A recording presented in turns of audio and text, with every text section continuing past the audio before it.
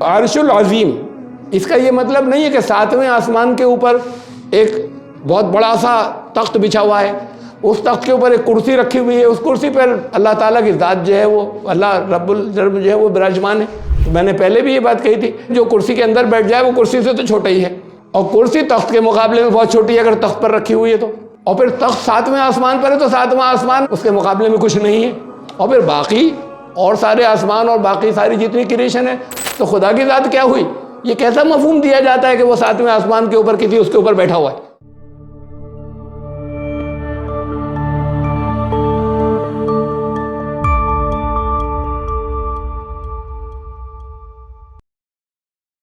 Subscribe the channel and press the bell icon to get an update.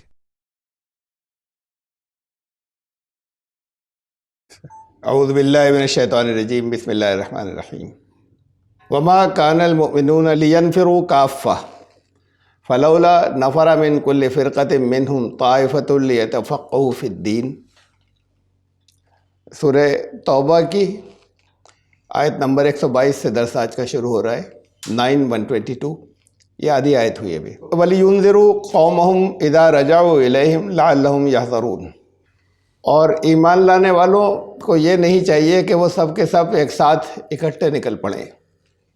ایسا کیوں نہیں ہوا کہ ان میں سے ہر گروہ کا ایک گروپ وہ نکلا ہوتا دین، تفقہ فی الدین، دین میں سمجھ بوجھ حاصل کرنے کے لیے۔ تفقہ کہتے ہیں کسی چیز کو ظاہر کو دیکھ کے اندر اس کی گہرائی تک پہنچ جانا، فقہ سے کہتے ہیں تفقہ۔ تو دین میں خوب اچھی گہری سمجھ بوجھ حاصل کرنے کے لیے ایک گروپ کو رہنا چاہیے، سب کے سب نہیں نکل کھڑے ہوں۔ وَلِيُنذِرُوا قَوْمَهُمْ إِذَا رَجَعُوا إِلَيْهِمْ لَعَلَّهُمْ يَحْذَرُونَ، اور پھر وہ لوگ یہ کریں کہ اپنی قوم کو، اپنے لوگوں کو جب وہ ان کی طرف لوٹیں تو ان کو وہ وارننگ دیں، اور لعلہم یحذرون، شاید وہ پھر اور بچیں، احتیاط کریں، بچنے والے ہوں، احتیاط کرنے والے ہوں۔ یہ بہت اہم آیت ہے اور اس کے دو مطلب ہیں۔ کہیں جہاد کے لیے، اب وہ جہاد چاہے میدان جنگ کا ہو، وہ ہتھیاروں والا ہو، اور چاہے وہ دین کے لیے جہاد کی بہت سی جو دوسری قسم ہے اس کے لیے، سب کے سب ایک ساتھ نہیں نکل کھڑے ہوں۔ الگ الگ صلاحیتوں کے لوگ ہوتے ہیں، وہ ایسی صلاحیت کے لوگ ہوتے ہیں کہ جو وہاں باہر جو نکلیں گے تو وہاں تو وہ اتنے مفید نہیں ہوں گے، وہاں کے مطلب کے نہیں۔ لیکن اتنے زمانے پہلے، 1400 سال پہلے یہ آیت آئی تھی، اور یہ حکمت عملی بتائی تھی، یہ ایک طریقے سے انسٹرکشنز تھی، حکم تھا اللہ کا کہ دین کے کام کے لیے یا جہاد کے لیے بہت سے ڈپارٹمنٹس اور بہت سے شعبے ہوتے ہیں جن میں لوگ کام کرتے ہیں، تو یہ سب نکل کھڑے ہوں تو وہ کام رک جائیں گے، اور وہ بھی جہاد کا حصہ ہیں وہ سارے کام بھی۔ تو جو اس کی صلاحیت سے متعلق ہو وہ سب نہیں نکل کھڑے ہوں۔ پھر یہ ضروری ہے کہ ایک گروپ لگاتار تفقہ فی الدین، دین کی گہرائی سے سمجھ، اسے لگاتار حاصل کرتا رہے۔ اب جو لگاتار روز نکلتے رہیں گے ان کے پاس اتنا وقت نہیں ہوگا، ان کے لیے یہ گنجائش نہیں ہوگی کہ وہ یہ بھی کریں۔ تو ایک گروہ یا ایک گروپ تو اس کے لیے، اس اسپیشلائزیشن کے لیے الگ ہو جائے، جب نکلیں تو سب نہ نکل کھڑے ہوں۔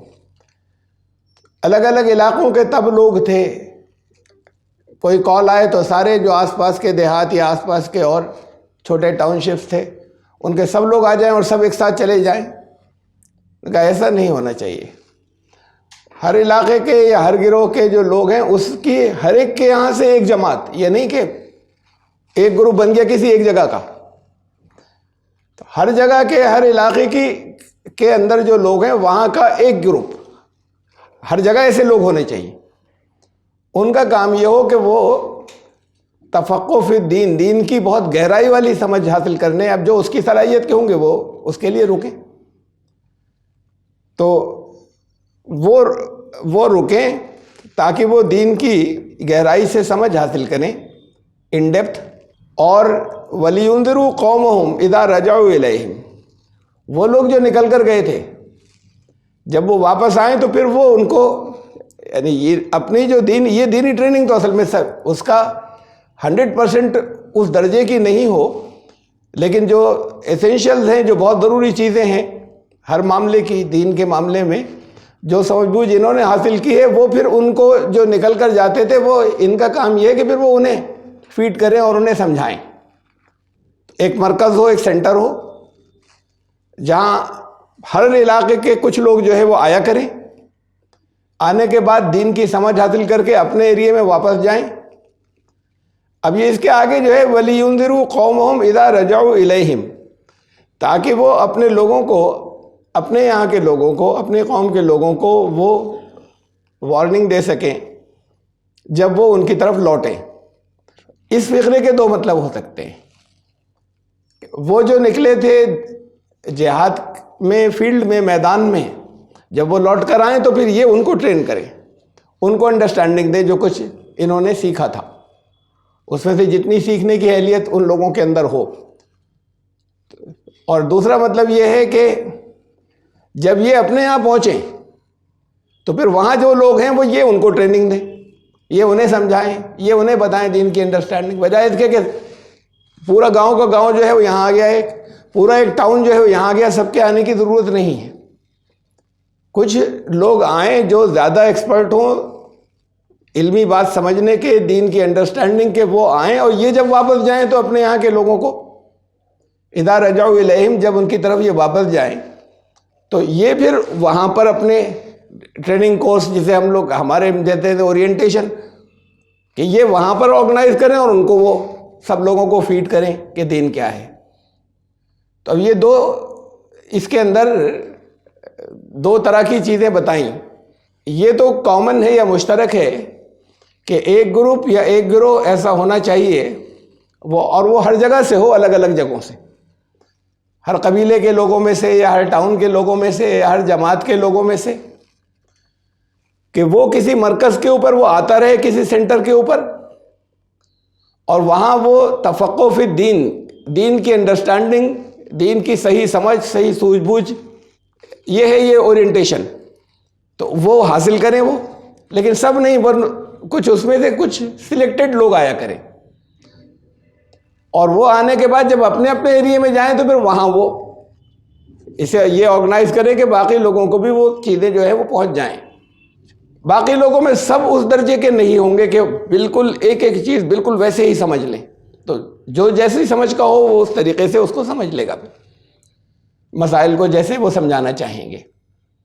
اور دوسرا پہلو اس کا یہ ہے جس آیت کا کہ وہ لوگ جو نکل کر گئے ہیں میدان میں جہاد کے لیے، جب وہ واپس آئیں لوٹے تو یہاں پر یہ لوگ موجود ہوں جو اسی کے لیے چھوڑ دیے گئے تھے کہ تمہیں دین کے فہم اور سمجھ حاصل کرنی ہے. تو وہ جب لوٹ کر آئیں تو پھر ان کو یہ جو کچھ انہوں نے سیکھا ہے، سمجھا ہے دین کے بارے میں، دین کی سمجھ، وہ ان کو دیں. یہ طریقہ کار بہت اہم ہے، ہمیشہ تک کے لیے بتایا. جہاد کی وہ شکل جب نہ بھی ہو تو پھر جہاد تو جاری ہے، لگاتار جاری رہے گا. نفسوں اور مالوں سے جہاد، اس کا یہ مطلب وہ کسی خاص دور میں یا کبھی کبھی اتفاق سے آنے والی چیز نہیں ہے. کبھی وہ ایسا ہوتا ہے کہ وہ لڑائی یا جنگ میں کنورٹ ہو جاتا ہے، ورنہ باقی اور وہ اچھا خاصا رہا اس دور کے اندر، دور اول کے اندر.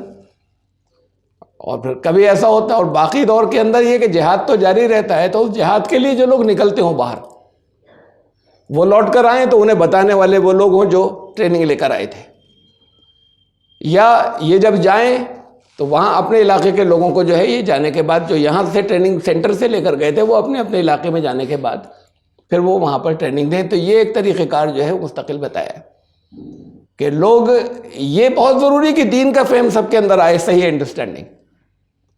وہ ایسا نہیں ہے کہ غیر مسلم ہے جگہ جگہ سوالات کریں گے تو وہ جس کا جیسا فہم تھا اس نے ویسا جواب دے دیا.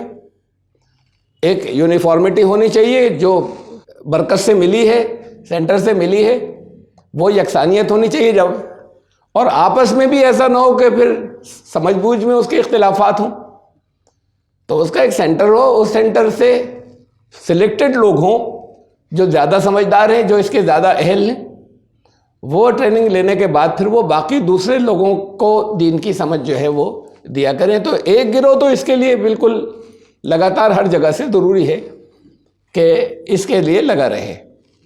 تو یہ بڑا امپورٹنٹ ہے اور بہت اہم بات ہے کہ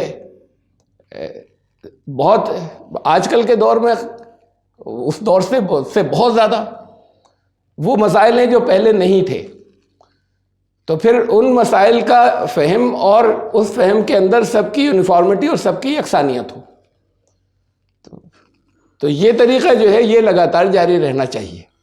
یا ایھا الذین آمنوا قاتلوا الذین یلونکم من الکفار ولیجدوا فیکم غلظہ، اے ایمان لانے والو ان لوگوں سے جنگ کرو یا لڑو جو تمہارے قریب کے ہیں انکار کرنے والوں میں سے، کفر کرنے والوں میں سے تمہارے قریب کے ہیں، ان سے جنگ کرو۔ وَلْيَجِدُوا فِيكُمْ غِلظَةً، اور یہ ہونا ہی چاہیے، لازماً ایسا ہو کہ تمہارے اندر وہ سختی پائیں، فرمنس پائیں، مضبوطی پائیں۔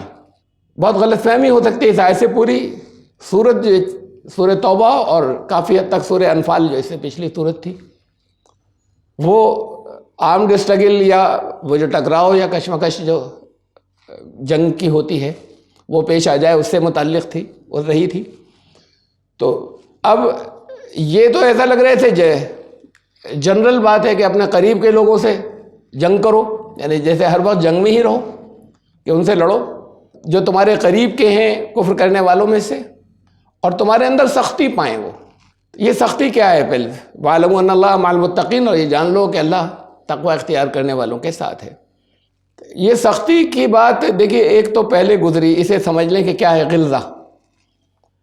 یہ جو لفظ آیا عربی کے اندر وَلْيَجِدُوا فِيكُمْ غِلظَةً، غین لام زوئے، اسی سے بنا ہے غلیظ، اردو میں بھی بولتے ہیں، بہت گاڑھا، گاڑی جو کوئی چیز ہو جاتی ہے اور ہارڈ ہو جاتی ہے اسے غلیظ کہتے ہیں۔ وہ غلیظ گندے کے معنی میں نہیں، پتلی نہیں ہو بلکہ گاڑھی ہو جائے بہت۔ تو یہ بنیادی معنی ہے جس سے الگ الگ اپلائی کرنے کے اور معنی مختلف موقعوں پر مختلف سچویشن میں بنتے ہیں۔ غلظہ تمہارے اندر وہ سخت ہو جاتا ہے، مادہ جو ہے تمہارے اندر سختی پائیں۔ دیکھیے اور آیات سے سمجھیے اسے، اسی صورت کے اندر ایک آیت گزری، یا ایھا النبی جاہد الکفار والمنافقین واغلظ علیہم، ایمان لانے والو جہاد کرو کفر کرنے والوں سے اور منافقین سے، اور ان پر سختی کرو، سختی رکھو، ان کے معاملے میں فرم رہو۔ ومأواہم جہنم، اور ان کا ٹھکانہ تو جہنم ہے، اور وبئس المصیر، اور وہ ٹھکانہ جو ہے وہ پہنچنے کی جگہ بہت بری پہنچنے کی جگہ ہے۔ ایک جیسی ہیں تقریباً یہ دونوں آیات اسی صورت میں سے۔ اسی کو پھر اور زیادہ اور اچھے طریقے سے سمجھ میں آئے گا سورہ فتح میں۔ سورہ فتح کی یہ آخری آیت ہے، آیت نمبر 48-29۔ محمد الرسول اللہ والذین معہ اشداء علی الکفار رحماء بینہم، اللہ کے رسول محمد صلی اللہ علیہ وسلم اور ان کے جتنے ساتھ میں ہیں، والذین معہ، کافروں کے معاملے میں تو بہت سخت ہیں، انکار کرنے والوں کے معاملے میں بہت سخت ہیں، رحماء بینہم، آپس میں ایک دوسرے کے لیے رحمت ہے۔ یہ سب ایک جیسی، وہاں لفظ غلیظ نہیں آیا ہے لیکن وہی سینس یہ یہاں پر بھی آیا۔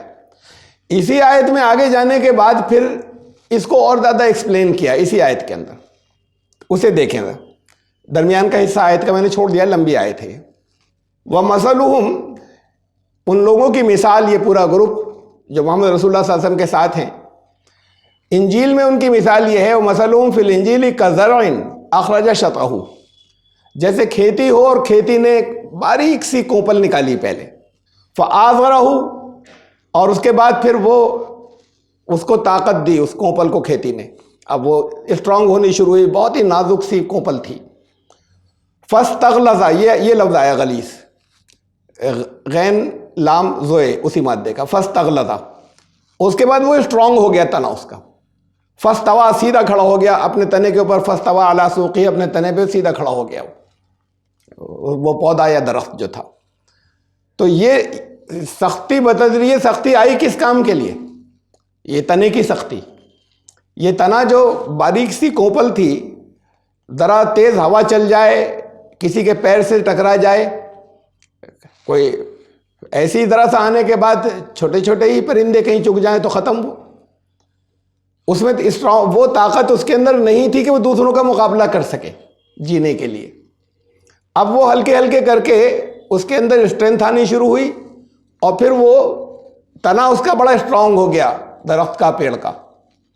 اب اگر آنے کے بعد تو اس کے اوپر تو وہ بھینسیں بھی اپنا جو ہے وہ جسم اگر رگڑ رہی ہیں اس کے اوپر، اس کو کوئی بھی کچھ کر رہا ہے کہ یہ ہوائیں تیز چل رہی ہیں، اس کا کچھ نہیں بگڑتا. یہ سارے جو وہ ماحول اور وہ حالات ہیں کہ جو جب وہ کمزور تھا، بہت چھوٹا سا تھا، اس کو وہ ختم کر دیتے. اب اس کے اوپر اثر انداز نہیں ہوتے، وہ سب کو فیس کرنے کی قوت رکھتا ہے. وہ یہ ہے یہ فاستغلظ فاستوى علی سوقہ، پھر اپنے تنے کے اوپر وہ مضبوط تنے پر سیدھا کھڑا ہو گیا.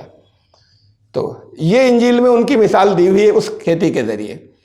یعجب الزراع، آگے لیغیظ بہم الکفار، کسان جس نے بویا تھا وہ تو اس کو تو بڑی خوشی حاصل ہوتی ہے، یہ کھیتی اس کو بہت خوش کرتی ہے. یہ اسٹرینتھ جب اس کے اندر آ گئی، جب مضبوطی آ گئی، جب کھیتی کے اندر اس کے جو چھوٹی چھوٹی کوپلیں تھیں وہ درخت بن گئے، تو کسان یا بونے والا تو بہت خوش ہو رہا ہے، اس کو خوشی ملتی ہے اس اسٹرینتھ سے، یہ طاقت جو اس کے اندر آ گئی ہے ان کے اندر. لیغیظ بہم الکفار، لیکن وہ لوگ جو مخالفت کرنے والے تھے، وہ جو انکار کرنے والے تھے، کفر کرنے والے تھے، ان کو اس بات کے اوپر بڑا غصہ آتا ہے. پھر یہ کھیتی کی یہ شکل کہ اب یہ بڑے اسٹرانگ ہو گئے، ان کو بڑا تاؤ دلاتی ہے اور بہت غصے میں ڈال دیتی ہے کہ اب ان کا کچھ بھی نہیں بگاڑ سکتے، یہ اس جگہ پر پہنچ گئے. یہ ہے پوری تفصیل اس کی جو اس آیت کے اندر آئی ہے.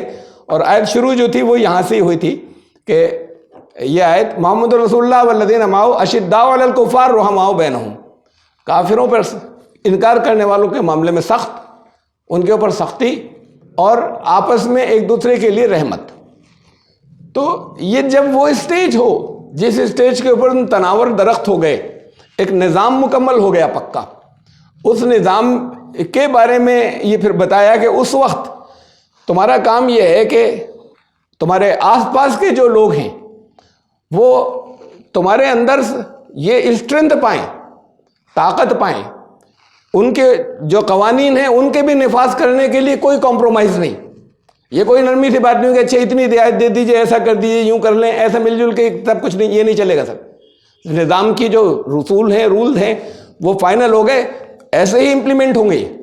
تو یہ ہے سختی کا مطلب، اور یہ ہے غلظہ، یا جسے ہم عربی میں اس میں انگلش میں ٹفنس کہیں، فرمنس کہیں، کہ ان کو یہ محسوس ہو، وہ تمہارے اندر یہ چیز پائیں کہ یہ بہت اسٹرانگ ہیں یہ لوگ، اور ان کو چالوں سے، ادھر ادھر کی باتوں سے، لگی لپٹی باتوں سے ان کو پھندے میں نہیں ڈالا جا سکتا.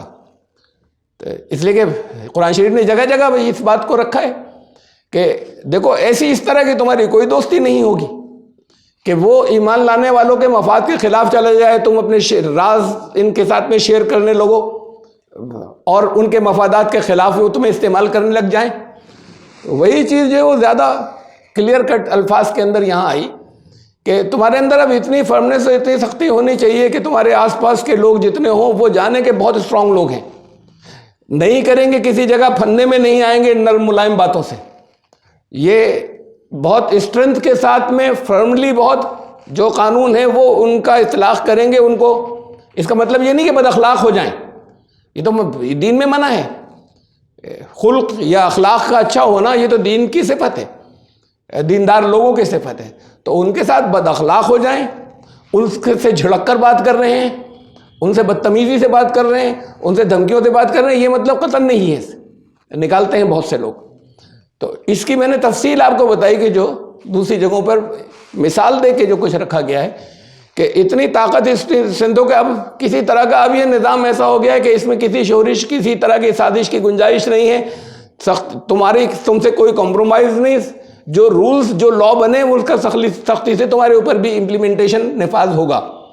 تو پھر ان سے نیوز جائے گی باہر. قریب کیوں کہا تھا؟ قریب والوں پہ کہ ان سے آس پاس اور جو دوسری جگہوں کے لوگ ہیں ان کو جو کچھ فیلرز یہ بھیجیں گے, ان کو جو نیوز بھیجیں گے, یہاں سے جو اطلاعات بھیجیں گے, ان کے ذہنوں کے اندر یہ بات رہے کہ نرم نوالا نہیں ہے یہ جو کچھ کر رہے ہیں. اس لیے کہا کہ جو قریب کے لوگ ہیں ان کے ساتھ میں تمہاری یہ جنگ رہنی چاہیے. تو جنگ کا مطلب یہ نہیں ہے کہ قریب کے لوگوں کو مارنا شروع کر دیں. ان کے ساتھ میں تمہاری یہ فکری جنگ رہنی چاہیے کہ ان کے لیے تم ترنے والا نہیں بن جاؤ, تمہاری اسٹرینتھ رہے, کوئی کمپرومائز نہیں ہوگا, فرمنس اور ٹفنس کے ساتھ میں قانون امپلیمنٹ ہوں گے, اور ان سے خبریں جو ہیں وہ دوسروں کو جائیں گی, دور کے علاقوں کو. اس لیے کہ ایسا ہی ہوتا ہے ہمیشہ کہ جب کسی علاقے کے خلاف کوئی سازش کرنا چاہتا ہے یا حملہ کرنا چاہتا ہے تو یہ دیکھتا ہے کہ ہمارے ہمدرد وہاں کون سے ہیں, ان سے خبریں لی جائیں, ان سے انفارمیشن لی جائے کہ کس طرح کے لوگ ہیں, کہاں کمی ہے, کدھر لوپ ہولز ہیں, کیا ویک پوائنٹس ہیں. تو یہ جو قریب کے لوگ ہیں یہ پھر نیوز یہ بھیجیں اور اطلاع یہ بھیجیں کہ یہ چھونے کے ٹچ کرنے کے نہیں ہیں, اور نہ ایسا مسئلہ ہے کہ کسی طریقے سے ان کو بہلا پھسلا کر یا ان کے ساتھ کچھ چالیں چل کر ہم کوئی اپنے مطلب نکال سکے. نہیں ہے اس طرح کے لوگ, مضبوط لوگ ہیں. تو یہ غلظہ کا مفہوم جو ہے وہ یہ ہے کہ وَلْيَجِدُوا فِيكُمْ غلظہ, تمہارے اندر وہ فرمنس و سختی پائیں کہ یہ ہلنے والے لوگ نہیں ہیں, وہ جیسے تنے کی سختی ہوتی ہے, جس کی مثال دی تھی سورہ فتح کے اندر, یہ ان آیات کے اندر اس کے ذریعے جو میں نے آپ کو سمجھایا. وَإِذَا مَا أُنزِلَتْ سُورَةٌ فَمِنْهُمْ مَن يَقُولُ أَيُّكُمْ زَادَتْهُ هَٰذِهِ ایمانا. دیکھیے یہ آیات اب آخری ہیں, سورہ توبہ ختم ہونے جا رہی ہے آج, اور پچھلی تمام صورتوں میں نے آپ کو بتایا تھا کہ ایک رفلی مضمون جہاں سے شروع ہوتا ہے وہ آخر کے حصے کے اندر اسی کو دہرایا جاتا ہے, درمیان میں پھر بہت سی چیزیں اسی سے متعلق آتی ہیں. تو یہ صورت تو شروع میں کیا, درمیان میں اور اینڈ تک اس کا بڑا حصہ منافقین کے بارے میں رہا ہے.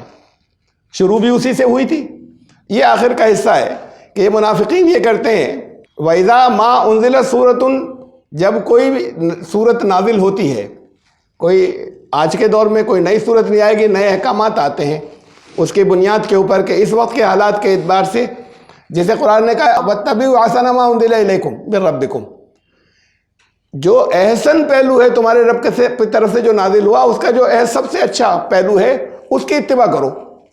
تو قرآن میں کیا چیز احسن نہیں ہے, کچھ چیزیں زیادہ اچھی ہیں, کچھ کم اچھی ہیں, الگ الگ سچویشنز ہیں, الگ الگ سچویشنز کے لیے الگ الگ احکامات ہیں. تو کچھ احکامات ایسے ہیں کہ جو کسی خاص سچویشن کے لیے زیادہ اچھے ہیں, اور کچھ دوسرا حصہ جو ہے وہ کسی دوسری سچویشن کے لیے زیادہ بہتر ہے, مختلف احکامات جو ہیں.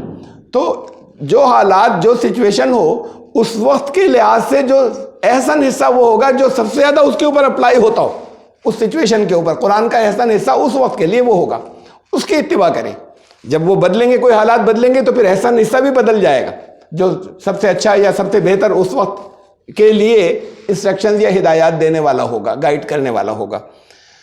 تو ایسے ہی جب کوئی احکامات آئیں کسی خاص سچویشن کے اندر, کوئی صورت نازل ہو, نئی کوئی اب نازل نہیں ہوگی, کوئی احکامات آئیں کسی اس سچویشن سے متعلق کلیکٹیو احکامات جو ہے آئیں, تو وہ اور اس دور کے اندر یہ تھا کہ جیسے جب کوئی صورت نازل ہوئی تو فَمِنْهُمْ مَن يَقُولُ, اس میں ایسے لوگ بھی ہیں ان منافقین کے اندر کہ تنزیہ آپس میں یہ ہوتا ہے, آ چکا تھا نا کہ اشارے کرتے ہیں, آنکھوں سے اشارے کرتے ہیں, تو وہ تنزیہ آپس میں کرتے ہیں, کہو بھائی کچھ ایمان بڑھا نہیں بڑھا, اب یہ آ گیا ہے, یہ آ گیا ہے, اب کچھ اور تمہیں معلوم ہو رہا ہے نا, اب ذرا سا کچھ اور بہتری ہو جائے گی, اس سے یہ لگ رہا ہے نا یہ جب نئے لا آئے ہیں, نئی انسٹرکشنز آئی ہیں, تو کچھ تمہارا ایمان پہلے سے بڑھ گیا نہیں بڑھ گیا.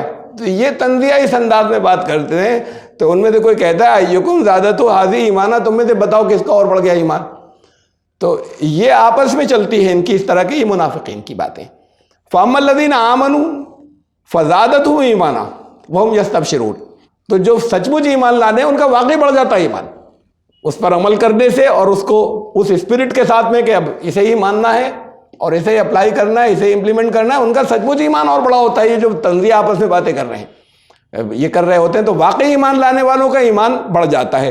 وَهُمْ يَسْتَبْشِرُونَ, اور ایسا ہوتا ہے کہ جیسے ایک خوشی کا ماحول ہوا ان کے اندر چھا جاتا ہے کہ اس وقت کے لیے بالکل ایکوریٹ ہمارے پاس پروگرام یا پلان آ گیا جو اس وقت کے لیے ہے.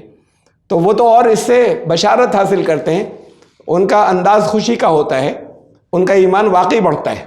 ایمان کیسے بڑھتا ہے, یہ مثال سورہ احزاب سورہ نمبر 33, یہ 2 آیات یہاں پر, آیت نمبر 22 وَلَمَّا رَأَى الْمُؤْمِنُونَ الْأَحْزَابَ قَالُوا هَذَا مَا وَعَدَنَا اللَّهُ وَرَسُولُهُ. ایمان لانے والوں کا حال یہ ہے کہ جب چاروں طرف سے گھیراؤ ہو گیا تھا, لشکروں نے ہر طرف سے گھیر لیا تھا, تو وہ یہ پکار اٹھے کہ ہاں یہی تو اللہ نے وعدہ کیا تھا کہ بڑا سخت گھیراؤ ہو جائے گا.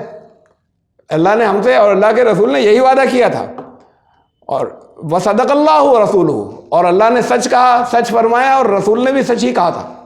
وما زادہم الا ایمانا و تسلیما, منافقت نہیں بڑھی, کمزوری نہیں بڑھی, اندر کوئی کمزوری کا پہلو تھا, بلکہ اس سے ان کا جو کچھ بڑھا وہ صرف ایمان تھا اور سر تسلیم خم کرنے کی اسپرٹ تھی, سر جھکانے کی اسپرٹ, یہ اور بڑھ گئی. تو اس سے ان کا سچ مچ ایمان اور بڑھ جاتا ہے. جب اس طرح کی جب وہ حالات, وہ چیزیں, سیکشنز آتی ہیں جس کے اوپر دوسرے لوگ طنز کرتے ہیں, وہ اس وقت کے منافقین آپس میں جو ہے وہ اس طرح کی بات کرتے ہوں. جب گھیراؤ ہو گیا, یہ تھا قالو, پکار اٹھے کہ ہاں یہی ہے جو اللہ نے ہم سے وعدہ کیا تو رسول نے. تو اسی بات کو تنزیہ بھی یہ وعدہ کیا تھا اللہ نے, تو کامیابیوں کے وعدے تھے, عرب اور عجم کے اوپر حکومتوں کے وعدے تھے, یہ کیا تھا چاروں طرف سے گھیرا ہو گیا اللہ رسول نے. ایمان لانے والے پکار اٹھتے ہیں آگے, اللہ رسول نے یہی تو وعدہ کیا تھا کہ چاروں طرف سے گھیراؤ تمہارا ہو جائے گا. تو یہ دونوں میں فرق ہے, منافقین میں اور ان میں. تو وہ پکار اٹھے کہ ہاں یہی وعدہ کیا تھا, وہ سچے تھے, اور اس سے ان کا ایمان اور بڑھ جاتا ہے, اور ایمان اور تسلیم و رضا کی کیفیت بھی بڑھ جاتی ہے, سر جھکانے کی کیفیت بھی ان کی اور بڑھ جاتی ہے. من المؤمنین رجال صدقوا ما عهد اللہ علیہ, ایمان لانے والوں میں وہ بھی ہیں جنہوں نے اللہ سے اپنا جو وعدہ کیا تھا وہ سچ کر دکھایا. فمنهم من قضى نحبه, ان میں وہ بھی ہیں جو مراد اپنی پا گئے, جان دے دی, اپنی مراد پا گئے. یہ تھی ان کی اصل تمنا, یہ تھی. تو یہ نہیں تھی کہ ہم گر گئے یہاں پھنسوایا, اب کہہ تو یہ رہے تھے کہ حفاظت ہوگی, یہاں جان گئی. تو ان میں وہ بھی ہیں جو اپنی مراد پا گئے. وَمِنْهُمْ مَن يَنْتَظِرُ, دوسرے منتظر ہیں ہمارا نمبر کب آئے گا. وَمَا بَدَّلُوا تَبْدِيلًا, اور ان کے سوچنے کے انداز میں حالات کی سختی سے ذرا سی بھی تبدیلی نہیں ہوئی, معمولی سی بھی تبدیلی نہیں ہوئی. تو یہ ہے ایمان لانے والوں کا طرز عمل. یہ جو آیت تھی کہ تو اس میں جو ایمان لانے والے ہیں ان کا ایمان اس سے اور بڑھ جاتا ہے جب کوئی نئی انسٹرکشنز اور نئے حالات سے متعلق آتی ہیں. مثلا جنگ کے احکامات آ گئے, ٹکراؤ کے آ گئے, تو پھر اس وقت یہ ہوتا ہے کہ بتاؤ ایمان بڑھ رہا ہے تمہارا. تو ایمان لانے والے جو ہیں ان کا سچ مچ ایمان بڑھتا ہے, اور وہ خوشیاں مناتے ہیں کہ اب ہاں ہمیں اب اجازت مل گئی. جہاں اما الذین فی قلوبہم مرض, جن کے دلوں میں روگ ہوتا ہے, فزادتہم رجسا الی رجسہم, تو پہلے سے جو ان کے اندر گندگی تھی وہ گندگی اور بڑھ جاتی ہے, اور گندے ہو جاتے ہیں اندر سے. وہ پہلے سے جو ان کے اندر نجاست تھی وہ اب نجاست اس سے اور زیادہ بڑھ گئی. تو یہ دونوں پر اسی ایک طرح کی سچویشن سے, ایک طرح کی انسٹرکشن سے الگ الگ طرح کے اثرات مرتب ہوتے ہیں. فرق یہ ہے کہ کن کے دلوں میں روگ ہے اور کون سچے ایمان لانے والے ہیں. وَمَاتُوا وَهُمْ كَافِرُونَ, اور پھر جب بڑھتی چلی جاتی ہے تو پھر کفر پر ہی ان کی انکار کی پوزیشن میں ان کی پھر موت بھی ہوتی ہے. وہ ادھر اس میں سے اس جگہ تک پہنچ جاتے ہیں کہ پھر وہاں سے ان کی واپسی نہیں ہوتی, اور پھر موت بھی ان کی کفر کے اوپر ہوتی ہے. اولا يرون انہم یفتنون فی کل عام مرۃ او مرتین ثم لا یتوبون ولا هم یذکرون, کیا وہ نہیں دیکھتے کہ ہر سال ایک مرتبہ یا 2 مرتبہ تو ان کے لیے بڑی آزمائش, بڑے چیلنجز, بڑے قسم کی مصیبتیں ان میں ان کو ڈالا ہی جاتا ہے. بڑے امتحان ہر سال میں 1 یا 2 مرتبہ تو ان کے لیے آتے ہیں. کیا اسے نہیں دیکھتے کہ ہر سال آتے ہیں؟ ثم لا یتوبون ولا هم یذکرون, تو اس کے بعد بھی لا یتوبون, اس کے بعد بھی نہیں پلٹتے اپنی روش سے. جن کرائسس آئے تو اس لیے آتے ہیں کہ ہلا دیں, اور پھر وہ اللہ اس کی طرف رجوع کریں, اپنے مالک کی طرف, بجائے اس کے ان چیزوں سے گزرتے ہیں اور ہر سال گزرتے ہیں، ہر ایک کے اوپر 1 یا 2 مرتبہ آتی ہیں اس طرح کی چیزیں.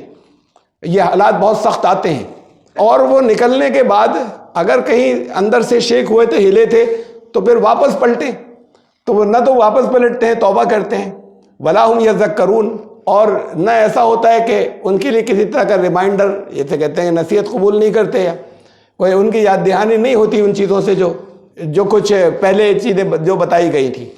یہ جو ہے سال میں 1-2 مرتبہ، یہ ضروری نہیں ہے کہ اس طریقے سے آئے کہ صاحب کووڈ آ گیا کسی گروپ کے اندر یا کسی علاقے کے اندر، سخت قسم کے وہاں پر لقحط پڑ گیا، زلزلہ آ گیا وہاں. سال میں 1-2 مرتبہ قدرتی آفات بھی ہو سکتی، لیکن اللہ کا قانون عام طور سے یہ ہے کہ وہ لوگوں کو سختی میں ڈالتا ہے، دوسرے لوگوں اس کے لیے انسانوں ہی کو استعمال کرتا ہے. یہ سورہ توبہ میں آیت نمبر 14 یہ گزری تھی، قاتلوہم، لڑو ان سے، یعذبہم اللہ بایدیکم، اللہ انہیں عذاب دے گا، کہیں اوپر سے نازل نہیں کرے گا، تمہارے ہاتھوں سے عذاب دے گا. بات یہ کہ تمہارے اندر یہ طاقت ہو جو کچھ بتایا گیا، ایسی اسٹرینتھ ہو، یہ یکجہتی ہو، یہ مقصد کی یکسوئی ہو، جب اس جگہ تم آ جاؤ حکم کے اوپر عمل کرنے والے ہو، سب کے سب نکل کھڑے ہونے والے ہو، جب تمہیں کال دی جائے تو پھر تم ان سے لڑنا، اور اللہ ان کو جو عذاب دے گا وہ عذاب تمہارے ہاتھوں سے دلوائے گا. یہ عذاب دینے کا مطلب یہ نہیں کہ وہ ایمان لانے والے جو ہیں وہ ان کا کہیں قتل عام کریں گے، یا ان کے یہاں لوٹ کھسوٹ کریں گے، یا اور دوسری حرکتیں جو قومیں کیا کرتی ہیں.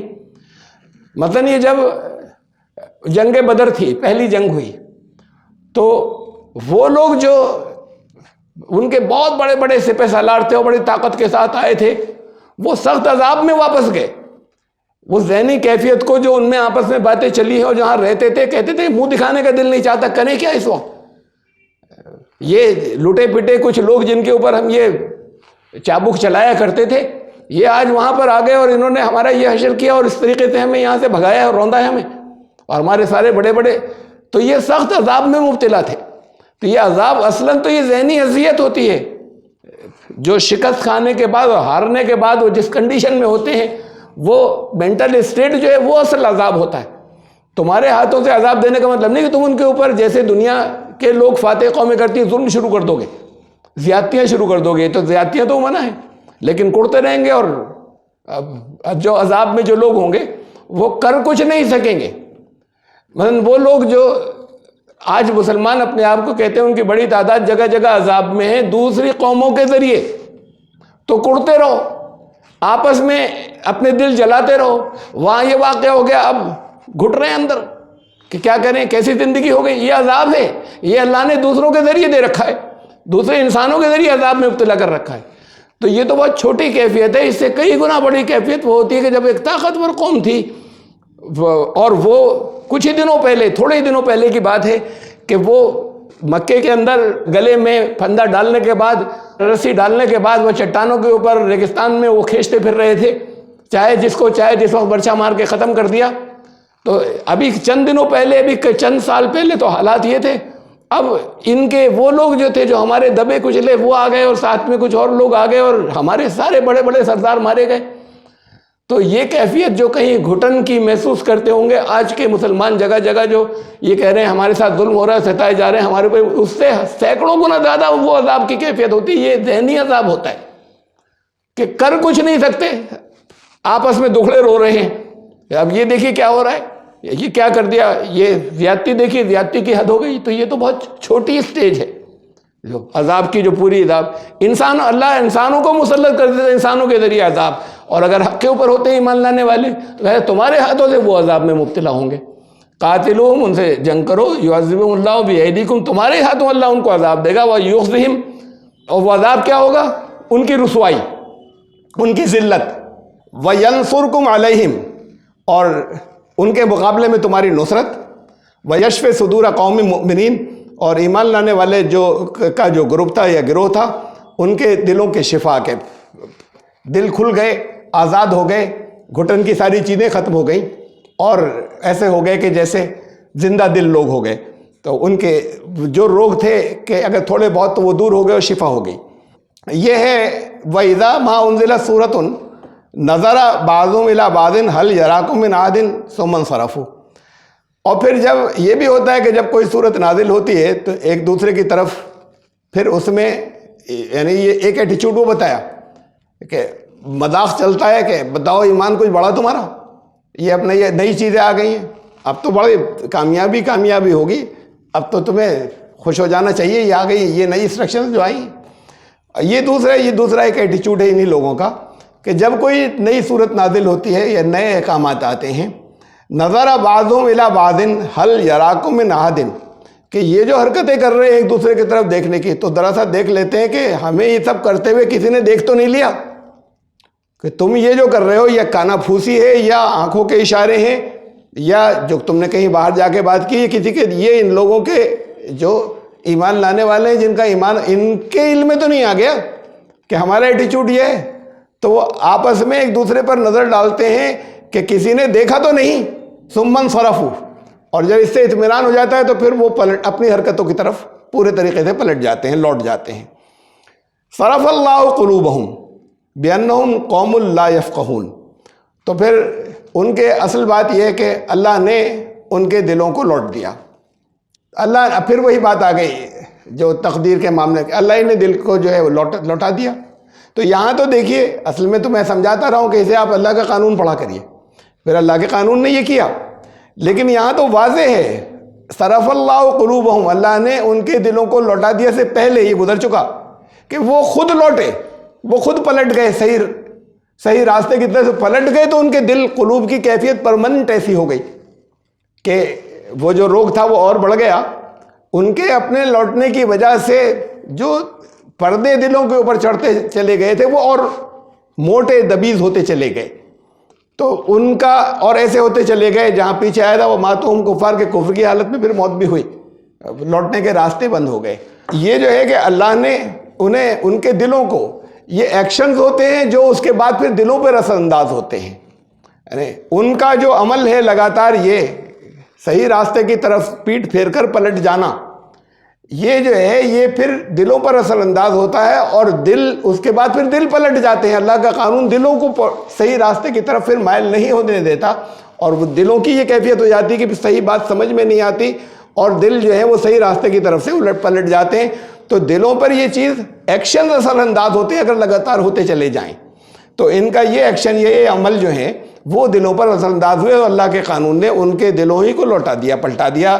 بِأَنَّهُمْ قَوْمٌ لَا يَفْقَهُونَ. تو یہ ایسے لوگ ہو جائیں گے یا ایسے لوگ ہو گئے کہ پھر ان کی سمجھ میں کسی طرح کی کوئی بات نہیں آتی. صرف میں نے بتایا تھا نا فقہ یا تفقہ کسے کہتے ہیں؟ ظاہر کو دیکھ کر گہرائی سے اندر کی بات کو سمجھ لینا، اسے کہتے ہیں فقہ. جیسے فقہ کہتے ہیں آپ لوگ، فقہ اسے کہتے ہیں تفقہ، اس کو حاصل کرنے کو، اس پوزیشن کو، کہ سامنے سے کوئی احکامات ہیں باریک کہ بھئی وہ بتائیں گے، یہ فقہ کے جو اسکالرز ہیں، فقہ کے جو ماہرین ہیں وہ بتائیں گے. تو وہ الگ سے حکم نہیں آیا تھا کہیں، بلکہ گہرائی سے نظر ڈالنے پہ احکامات نظر آتے ہیں کہ اس کے اندر جو کچھ بتایا گیا تھا کیا اصل میں، وہ پھر بتاتے ہیں وہ جن کو فقہ کی اہلیت ہوتی ہے یا سمجھ ہوتی ہے، تفقہ کی، گہرائی کے اندر کے معنی کو سمجھنے کی، اندر جھانک لینے کی. تو بِأَنَّهُمْ قَوْمٌ لَا يَفْقَهُونَ، اس لیے کہ ان کے اندر اب یہ تو شکل سمجھ بوجھ رہی نہیں ہے، صرف ظاہر پر جا رہے ہیں سامنے کے اوپر، کہ ان کی ڈیپتھ میں اصل میں اگر کسی وقت کوئی احکامات ایسے آئے ہیں کہ بظاہر محسوس ہوتا ہو کہ یہاں تو ذرا نکلنا ہے، کچھ وقت خرچ کرنا ہے، کہیں ایسا ہوتا ہے کہ کہیں اپنے جان و مال کو خطرے میں ڈالنا ہے، لیکن اس کی گہرائی میں کیا ہے اور ریزلٹس کیا ہیں، اب وہ ریزلٹس انہیں اندر کے نظر نہیں آتے، وہ صرف سامنے کی باتیں دیکھ رہے ہیں. تو یہ وہ ہیں کہ جن کی ڈیپ انڈرسٹینڈنگ بالکل ختم ہو چکی، بِأَنَّهُمْ قَوْمٌ لَا يَفْقَهُونَ، کہ اب وہ اس جگہ پر پہنچ گئے اس لیے کہ وہ پلٹ جاتے تھے. وہ پلٹ جاتے تھے، جو چیزیں آتی تھیں اس پہ ایک دوسرے کے ساتھ میں اشارے بازی کرتے تھے، طنز کرتے تھے، پھر اپنی روش کے اوپر پلٹ جاتے تھے. اب قلوب کی پھر دلوں کی کیفیت ایسی ہو گئی کہ دل ہی لوٹ گئے. جب یہ پوزیشن آ گئی تو پھر دل لوٹ گئے، تو قلب سے ہی تعلق اس بات کا ہے، ڈیپ انڈرسٹینڈنگ کا، گہری سمجھ بوجھ کا. تو جب دلوں ہی کی یہ کیفیت ہو گئی تو اب اس کے بعد پھر ان کی سمجھ میں نہیں آئے گا کہ یہ ان ساری چیزوں کے پیچھے کیا حکمتیں تھیں، اس کی گہرائی کے اندر اصل میں کیا خوبیاں اور کیا منافع اور کیا بھلائیاں اس کی گہرائی کے اندر چھپی ہوئی تھی جو چیزیں ہیں.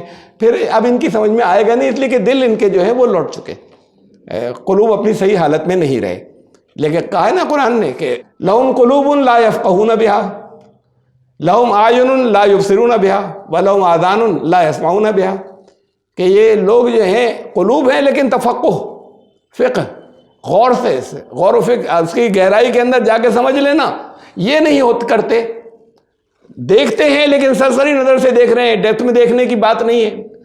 بصارت ہے، نگاہ، بصیرت نہیں ہے، گہرائی میں دیکھ لینا. لا یبصرون بہا، اس سے وہ اس کا کام نہیں لیتے. جو کوئی سامنے سے نظر آ رہا ہے اور ان کی آنکھیں ہیں لیکن بصیرت ختم ہو گئی، اور ایسے ہی کان ہیں ان کے لیکن بس آواز نکل رہی ہے، وہ آواز رجسٹر نہیں ہو رہی کہ اس سے صحیح معنی اخذ کر سکیں. لہم آذان لا یسمعون بہا، لیکن ایسا جیسے نہیں سنا انہوں نے، حالانکہ کانوں میں آواز جا رہی ہے. تو یہ شکل جو ہے قلوب کے ساتھ میں تفقہ کی ریلیشن شپ جو قرآن نے کہا، وہ ان کی اسٹیج ہی جا چکی.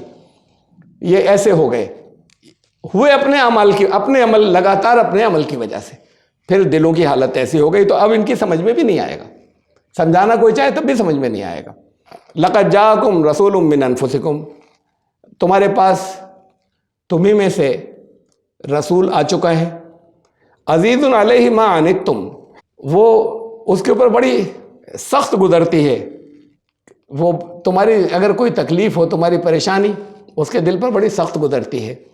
حریص علیکم، تمہاری بھلائی کی لالچ ہے. جیسے کسی چیز کی لالچ ہو، مل گیا تو خوشی ہوتی ہے کسی کو. تمہارا کچھ کئی جگہ بھلا ہو تو اس کے دل کو اندر سے خوشی ہوتی ہے. تو تمہاری بھلائی کا ایک طریقے سے جیسے لالچی ہے وہ. بالمؤمنین رؤوف الرحیم، اور ایمان لانے والوں کے لیے تو رؤوف الرحیم ہے. یہ رؤوف الرحیم اللہ کی صفات ہے، اللہ کے صفاتی نام ہیں. قرآن میں ہی اللہ رب العزت کے لیے آئے ہیں. یہ آیا رسول اللہ صلی اللہ علیہ وسلم کے لیے، یہ دو نام قرآن نے استعمال کیے ہیں، دو صفاتی نام، رؤوف الرحیم. پہلے تو صفاتی ناموں کا سمجھ لیجئے. جتنے صفاتی نام ہیں تقریباً سارے، ایک آدھ کو چھوڑ کر، وہ سارے وہ ہیں کہ اللہ کی صفات یا اس کے ایٹریبیوٹس یا اس کے گن جو اس کے ہیں وہ انسانوں میں ہونے چاہیے سب میں. یعنی کہ صاحب یہ تو ہم بھئی اللہ کی صفت ہے، ہم میں کیسے آئے گی؟ شرک ہو جائے گا. اس درجے تک کبھی نہیں پہنچو گے. وہ آخری درجے تک وہ صفت اپنی ایکسٹریم کے اوپر، اپنی ذہنیت، اپنی پیک کے اوپر وہ اللہ کی صفت ہے. لیکن اگر اللہ کی صفت جو ہے وہ رحمت ہے تو تمہارے اندر رحمت ہونی چاہیے. اس درجے تک نہیں پہنچ سکتے، آخری جہاں جو اللہ کا ہے اس کا مقابلہ نہیں کر سکتے. سب سے زیادہ جو ہے وہ رسول وہاں تک پہنچے، قریب ترین کہہ سکتے ہیں، وہ اللہ کے درجے تک نہیں پہنچ سکتے. یہ پہنچنے کے جس جگہ مانا جائے گا تو شرک ہو جائے گا. اور وہ جو اسوہ ہیں، آئیڈیل ہیں، نمونہ ہے، اس آئیڈیل کو سامنے رکھتے ہیں تو لوگ ادھر چلتے ہیں، اس جگہ تک نہیں پہنچ پاتے، زیادہ سے زیادہ اس کے قریب ہو جاتے ہیں کسی آئیڈیل کے، جب وہ آئیڈیل دیا جاتا ہے اسوہ. تو جو صفات ہیں وہ صفات تو اپنانے کی چیزیں ہیں، وہ ساری انسانوں کے اندر. اب جیسے خالق ہے وہ، تو یہ کریٹیوٹی تمہارے اندر، انسان کی کریشن اللہ کی صفت ہے، تو کریٹیوٹی انسان کی صفت ہونی چاہیے کہ تم کریٹیو ہو، تعمیری صلاحیت تمہارے اندر ہو. لیکن اس درجے کی تعمیر جو اللہ کرتا ہے وہ تم نہیں کر سکتے. اس لیے کہا تبارک اللہ احسن الخالقین. بہت خالق ہیں لیکن سب سے اوپر کا جو خالق ہے احسن الخالقین وہ ہے، وہاں تک کوئی نہیں پہنچ سکتا. تو صفات تو تقریباً ساری صفات ایسی ہیں، ایک دو کو چھوڑ کر، کہ وہ انسانوں کے اپنے اندر بھی ہونا ضروری ہے. اور جتنا انسان اس کی صفات سے قریب ہوتا چلا جاتا ہے، جتنا قریب ہوتا چلا جاتا ہے اتنا ہی یہ ہوتا ہے کہ وہ اللہ کا قرب یا اللہ والا جو ہے وہ بنتا چلا جاتا ہے اس کے اندر وہ صفات آنے سے. سب نہیں، لیکن یہ دو صفات جو قرآن نے نام لیا، اس پر پھر میں ایک بات اور درمیان میں وضاحت کر دوں. اب بعض جگہ لوگ سمجھتے اس طرح صحیح ہے، رحمان نام رکھ دیا، اللہ کا نام ہے، عبد الرحمن رکھا ہوتا، یہ رحمان تو غلط ہے، یہ تو اس کے عقیدے کے اعتبار سے غلط ہو گیا. رحمان کوئی حرج نہیں ہے، وہ الرحمان ہے. اگر الرحمان نہیں رکھتے کسی کا نام، کہ اس سے وہ رحمانیت کی وہ صفت جو اپنی آخری انتہا کے اوپر ہے وہ کسی میں نہیں ہو سکتی، تب عبد لگانا ضروری، عبد الرحمان. الرحمان نہیں رکھتے تھے، خالی رحمان رکھ رہے ہیں، ہونا چاہیے سب کو. محمد رسول اللہ صلی اللہ علیہ وسلم کے لیے یہ صفات دو جو ہیں وہ استعمال ہوئے، رؤوف اور رحیم. کہ رؤوف بے پناہ شفقت، اور رحیم وہ رحمت، کہ یہ جتنا آگے بڑھتے چلے جا رہے ہیں اچھے کام، اس کے نتیجے میں پھر جو ریزلٹس آتے ہیں اس کا جو اچھا بدلہ ملتا ہے، یعنی ان کی طرف سے، رسول کی طرف سے جو چیزیں پھر ان کو دی جاتی ہیں اور ملتی ہیں، وہ اس کی رسول کی رحیمیت ہے. تو یہ دو صفات اللہ نے اپنی صفات رسول اللہ صلی اللہ علیہ وسلم کی بیان کی کہا کہ قرآن میں اللہ کے لیے آئے اور کہا کہ یہ تو ان دو صفات کے اوپر تو یہ اس درجے تک پہنچ گئے کہ ان کو رؤوف اور رحیم کہا جائے، یہ وہ ہے، اور وہ ان کی یہ شفقت اور رحمت ہے ایمان لانے والوں کے لیے۔ فَإِن تَوَلَّوْا، پھر اگر یہ پیٹھ پھیریں، فَقُلْ حَسْبِيَ اللَّهُ لَا إِلَٰهَ إِلَّا هُوَ، تو یہ اعلان کر دو کہ میرے لیے اللہ کافی ہے۔ تمہاری دعوت کے نتیجے میں، تمہارے سمجھانے کے نتیجے میں یہ جو پلٹ جاتے ہیں ایک دوسرے کی طرف، نظریں ڈالتے ہیں، طنز کرتے ہیں، اگر یہ پلٹ ہی گئے، ٹوٹلی پلٹ گئے، فَإِن تَوَلَّوْا، تو پھر پریشان مت ہونا، پھر یہ سمجھ لینا کہ اللہ تمہارے لیے کافی ہے۔ فَقُلْ حَسْبِيَ اللَّهُ لَا إِلَٰهَ إِلَّا هُوَ، اس لیے کہ سب کچھ تو اس کے ہاتھ میں ہے، کوئی دوسرا الہ ہے ہی نہیں اس کے سوا۔ بہت مرتبہ بتایا میں نے، الہ کا مطلب، اور ہم ترجمے میں بھی ہمارے یہی ہو جاتا ہے، جیسے پوجیہ کہتے ہیں کسی کو، معبود اور پوجیہ اس طرح کے الفاظ لکھ لیے جاتے ہیں۔ پوجیہ خالی تو بہت چھوٹی سی چیز ہو گئی، ہاں اس کی ہی پوجا بھی ہونی چاہیے۔ الہ جو تو الہ کے اندر حیرت کا مفہوم ہے کہ سمجھ میں نہیں آتا کیا ہے، ہر چیز اسی کے اندر شامل ہے، تو وہی اسی کے احکامات کی پابندی کرنی ہے، اسی کو قانون بنانے کا حق ہے، اسی کی اصل طاقت ہے، اسی کے اصل اختیار ہے، اسی کے آگے جھکنا چاہیے، یہ سب چیزیں اس الہ کے اندر شامل ہیں۔ تو اسی لیے میں ٹرانسلیشنز کے اندر جو ہے وہ جگہ جگہ پھر اسے یہ کر دیتے ہیں، ہندی میں تھا جہاں سے لیا تو اسے اس کی جگہ پر پوجیہ پربھو لکھا تھا مثلاً اس ٹرانسلیشن کے، تو بہت اچھا ٹرانسلیشن ہے جہاں سے میں نے کاپی کیا ہے، لیکن مجھے تھرو آؤٹ بہت سی جگہوں پہ چینجز کرنے ہوتے ہیں، مس بھی ہو جاتے ہیں کبھی کبھی۔ پوجیہ پربھو نہیں، اسے پھر انگلش ہندی میں بھی الہ اس لیے کہ بہت مرتبہ سمجھا چکے، تو یہاں تک آتے آتے ہیں اوریجنل الفاظ۔ مغفرت کہیں لفظ آتا ہے تو پھر میں مغفرت ہی لکھ دیتا ہوں، جب شمع اور معافی اور جب چیزیں یہاں پر ترجمہ کیا جاتا ہے، اس لیے کہ مغفرت سمجھ میں آ چکی لوگوں کے، اتنی مرتبہ سمجھایا۔ تو لا الہ الا ہو، اس کے سوا کوئی دوسرا نہیں ہے جس کا اقتدار ہو، جس کی ٹوٹل پاور ہو، جس کو قانون بنانے کا حق ہو، جس کے آگے ہر ایک کو جھکنا لازم ہو، کوئی دوسرا اور نہیں ہے۔ تو میں نے اس پر بھروسہ کیا ہے، علیہ توکلت، میں نے اسے اپنا وکیل بنایا ہے۔ یہ وکیل لفظ اسی سے نکلا ہے، توکل جو، تو علیہ توکلت، میں نے یعنی تک وکیل پر لوگ یہی تو اعتماد کرتے ہیں نا کہ سائن کر دیا وکالت نامہ، اب ہماری طرف سے آپ بول رہے ہیں، ہر بات کیس آپ پلیڈ کر رہے ہیں، آپ ہی بول رہے ہیں یہ وکیل ہے، تو علیہ توکلت، وہ اللہ کو وکیل بنا لیا۔ یہ ہے بھروسہ اور اعتماد، جو کسی کو وکیل بنا لینا۔ تو میں نے اس کے اوپر مکمل اپنا سب کچھ سونپ دیا اور اس کو اپنا بھروسہ، لیکن وہ خالی ایسے ہی سائن نہیں ہوتے۔ جب کسی کا وکالت نامہ وکیل کا سائن کرتے ہیں، ریکوائرمنٹس ہوتی ہیں ان کی، یہ چیزیں پرووائڈ کیجئے، لے کر آئیے، وہ کام کرنے ہوں گے، وہ کلائنٹ کو کرنے ہیں، ورنہ وکیل پھر کچھ نہیں کرے گا۔ جو اس نے کہا ہے وہ ساری انسٹرکشن فالو کیجئے، آپ کو اس بیچ میں کیسے اسٹیٹمنٹ نہیں دینے ہیں، کیا کیا کرنا ہے، کن سے ملنا ہے، کن لوگوں سے نہیں ملنا ہے، اور اسی طرح کے یہ بنچ آف پیپرز، یہ ساری چیزیں فراہم کیجئے۔ اس کے بعد میں آگے وکالت نامہ کام کرے گا اور آپ کا کیس میں لے کر چلوں گا۔ تو علیہ توکل، تو میں نے اپنا وکیل اسے بنا لیا، میں نے مکمل اپنے آپ کو اس کے سپرد کر دیا، اس حالت میں کہ جو کچھ اس نے کہا تھا وہ کرنے کے بعد اب اس کے حوالے مکمل۔ علیہ توکل تو وہو رب العرش العظیم، اور عظیم عرش کا وہی رب ہے۔ عرش میں سمجھا چکا ہوں بہت مرتبہ، جہاں جہاں یہ لفظ آتا چلا گیا ہے۔ عرش چھت کو بھی کہتے ہیں، عرش سنہاسن کو بھی کہتے ہیں، اس میں ٹرانسلیشن میں جیسے لکھا ہے تھرون، تو کوئی حرج نہیں، سنہاسن ہندی میں لکھا ہے کوئی حرج نہیں۔ سنہاسن یا تھرون یہ لفظ دنیا کی ہر لینگویج میں بولا جاتا ہے، پاور کا کنٹرول، یعنی تخت ہو یا کرسی ہو، یہ دونوں الفاظ، کہ تختہ الٹ گیا کسی حکومت کا، یہ دنیا کی ہر لینگویج میں، ہر زبان کے اندر بولا جاتا ہے۔ تو اس کا یہ کوئی، اب ہوتے تھے کئی پچھلے دور کے اندر کوئی خاص تخت جو ہے وہ بادشاہ بناتے تھے، اسی سے یہ محاورہ بن گیا ہوگا، سیٹ آف پاور، تو اس کا آ جانا اور اس کا الٹ جانا اور اس کا ختم ہو جانا، تو یہ ہوتا ہے۔ اب تخت پہ اوپر فلاں بیٹھے، تخت نشین ہوئے، تو وہ کوئی اب تخت نہیں ہوتے ویسے جیسے کہیں پہلے راجاؤں کے یا بادشاہوں کے ہوا کرتے ہوں، لیکن اس سے ہی اب یہ معنی جو ہے ڈرائیو ہوئے، اسی معنی کے اندر دنیا کی ہر زبان میں یہ بولا جاتا ہے۔ تو عرش العظیم، اس کا یہ مطلب نہیں ہے کہ ساتویں آسمان کے اوپر ایک بہت بڑا سا تخت بچھا ہوا ہے، اس تخت کے اوپر ایک کرسی رکھی ہوئی ہے، اس کرسی پر اللہ تعالیٰ کی ذات جو ہے وہ اللہ رب الجرب جو ہے وہ براجمان ہے. تو میں نے پہلے بھی یہ بات کہی تھی, کرسی سے تو پھر جو کرسی کے اندر بیٹھ جائے وہ کرسی سے تو چھوٹا ہی ہے, اور کرسی تخت کے مقابلے میں بہت چھوٹی ہے اگر تخت پر رکھی ہوئی ہے تو. اور پھر تخت 7ویں آسمان پر ہے تو 7واں آسمان اس تخت سے بھی بہت اس کے مقابلے میں کچھ نہیں ہے. اور پھر باقی اور سارے آسمان اور باقی ساری جتنی کریشن ہے تو خدا کی ذات کیا ہوئی؟ یہ کیسا مفہوم دیا جاتا ہے کہ وہ 7ویں آسمان کے اوپر کسی اس کے اوپر بیٹھا ہوا ہے؟ یہ اس کا مطلب ہے سیٹ آف پاور. وہ رب العرش العظیم, تو ہر طرح کا کنٹرول اور پاور تو اس کے ہاتھ میں ہے. عظیم ترین پاور اور ٹوٹل کنٹرول جو ہے جس کے ہاتھ میں, میں نے اس پر توکل کیا ہے. جب اس پر توکل کیا ہے تو تب یہ کہہ سکتے ہیں کہ حسبی اللہ, میرے لیے اللہ کافی ہے.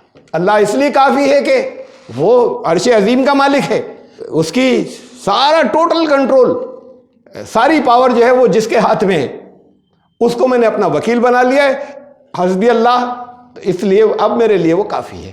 تو پھر جو لوگ پیٹ پھیریں تو کہہ دینا اس کے سوا تو کوئی الہ ہے نہیں, اور وہ چونکہ عرش عظیم کا مالک ہے, ٹوٹل پاور اور کنٹرول جو ہے وہ اس کے ہاتھ میں ہے, تو اس کو میں نے اپنا وکیل بنا لیا ہے, اپنے معاملات اس کے سپرد کر دیے ہیں, تو پھر میرے لیے اب وہ کافی ہے.